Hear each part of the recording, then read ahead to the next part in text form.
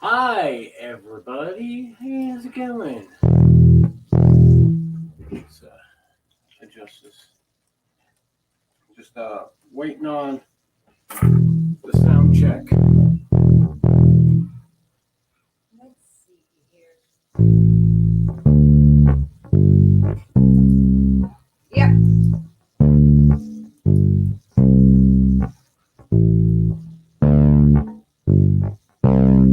We got the thumbs up from the sound check.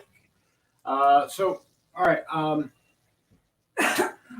As anybody who watches this knows, this is the Quarantine Revisited. Last year, I recorded once a day, just exercises, practice stuff, what have you, in order to get myself in front of the camera playing because I have this really wretched stage fright type of thing going on where once the camera starts rolling, once I start recording, I have all sorts of issues with um, playing, and I just can't.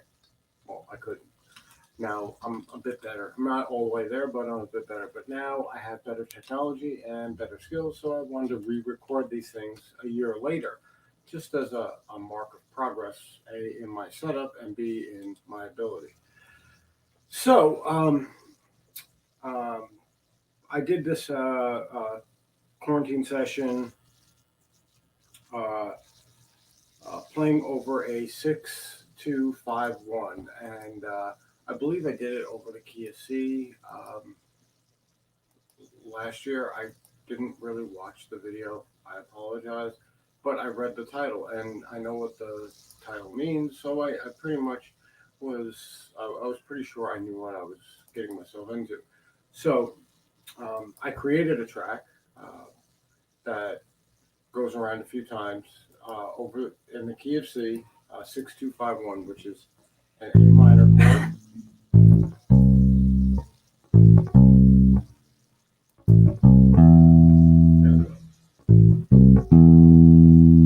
A D minor chord,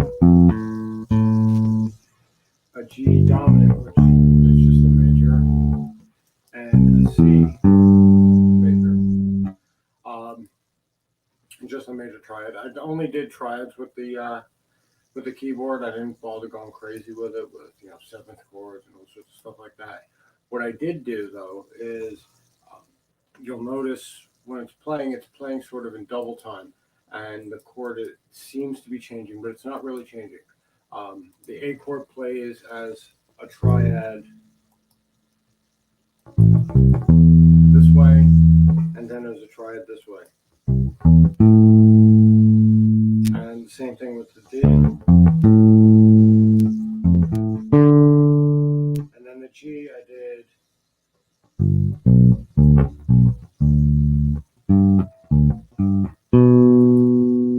and then the C was just C chord left for the whole beat. Just because that's the root, that's the home, right? So without any further ado, I think I've wasted enough time explaining this. What I'm going to do is first things first is I'm just going to try to develop a groove, and you're going to see how I do that. I'm going to start with roots.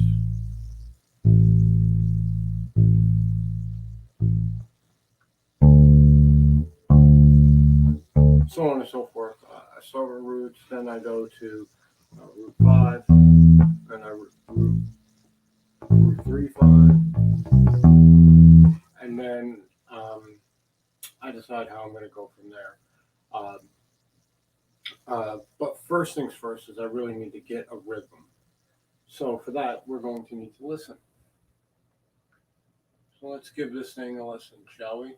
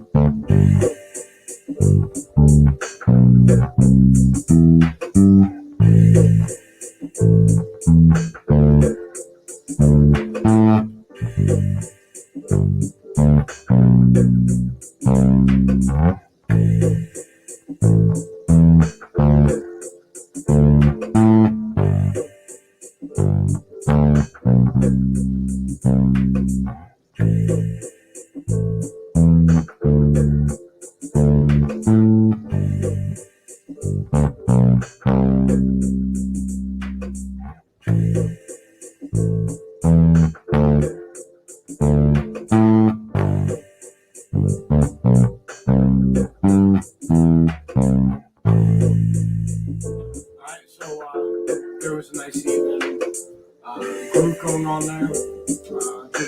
Mainly just Route 5. I jumped into this one here, but that's about it. So let's try to do like some phrasing.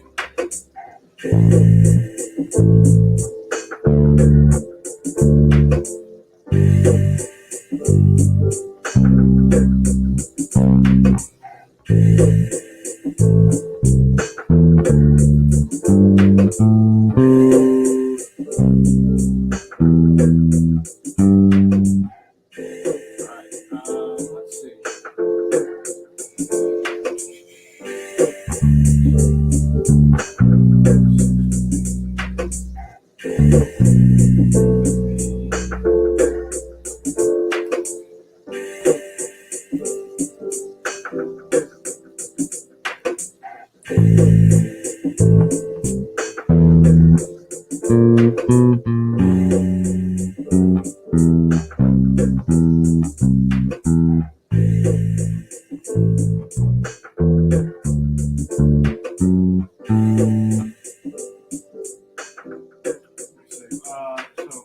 Let's pause this for a second. So let's see. B.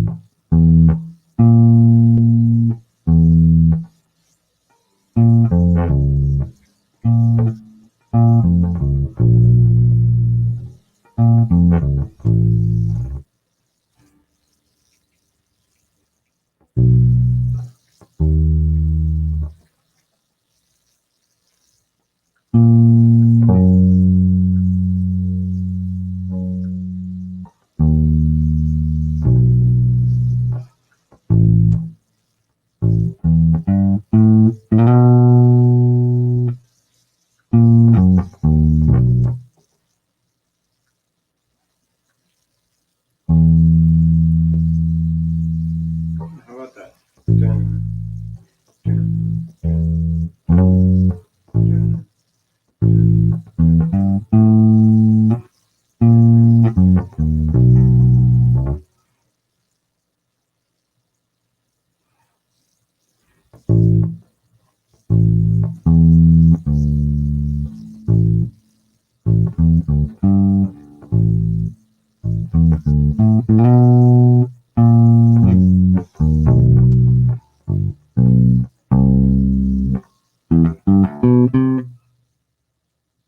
Let's try it out.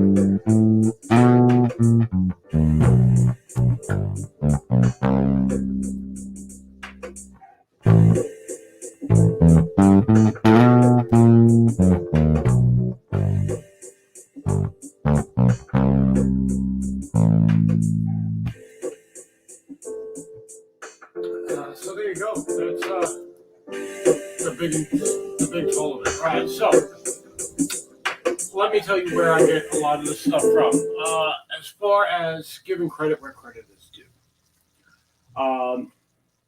First of all, arpeggiated lines, 100% Scott Devine. Scott Devine is the man when it comes to bass education. So if you give a shit about knowing bass, look up Scott's Bass Lessons. You can get a 14-day free trial. And if you really like it, you can stick around, and it's super cost effective, and it's much better than perusing YouTube like you would be doing if you were here looking for bass education. The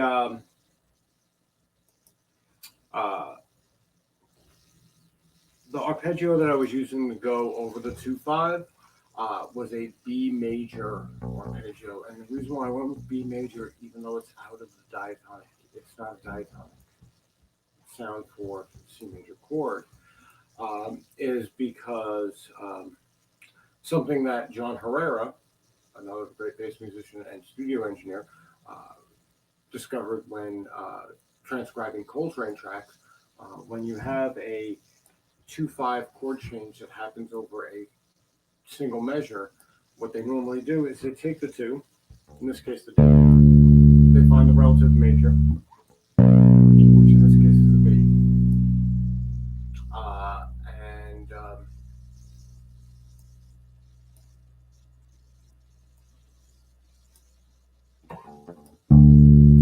I may have screwed that up.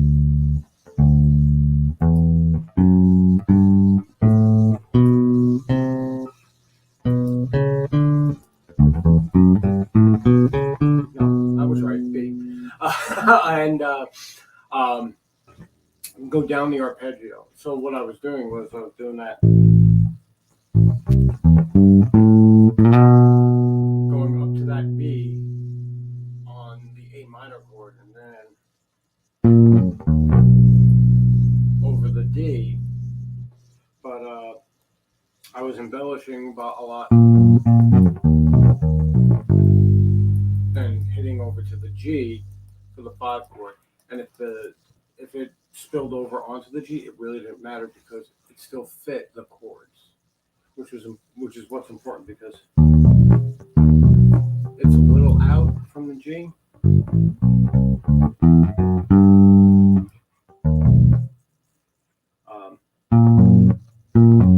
This is diatonic and leading to the G. So even if I were to go,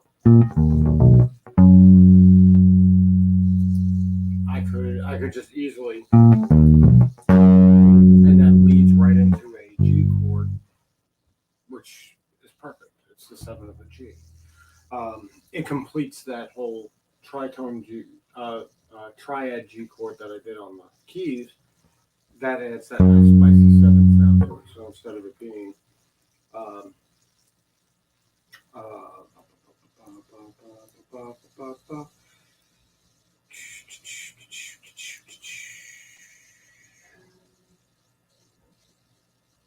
instead of it being, how are we going to do this? With the G here. There we go. This sound. Instead, it is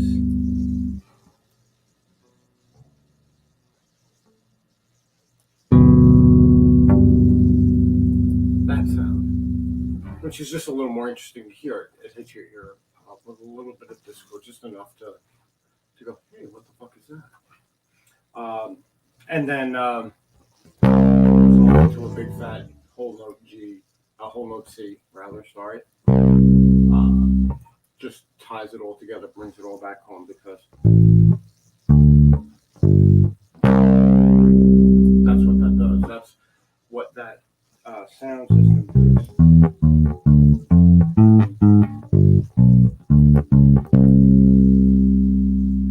It's perfect cadence. That's why we use a 2/5 chord change, because it sets up perfect cadence going back to the 1 chord, the key, the chord the key is named after. So I think that's it. I think that's all I have for you guys. Because there's so many people here and so much interaction. So if you're watching this on a replay, hit it up in the comments. Let us know if you want to know a little bit more about this theory. You can always go to my website, myilmt.com, and over there I have a plethora of information. Wait, let me give you this. Boom, myilmt.com, right down there. And you can peruse all of the course content, download the handouts, take all the backing tracks. It's all at no cost to the user. And if you want to have a one-on-one session with me, that's completely doable too. I charge bargain basement prices because I am not famous. So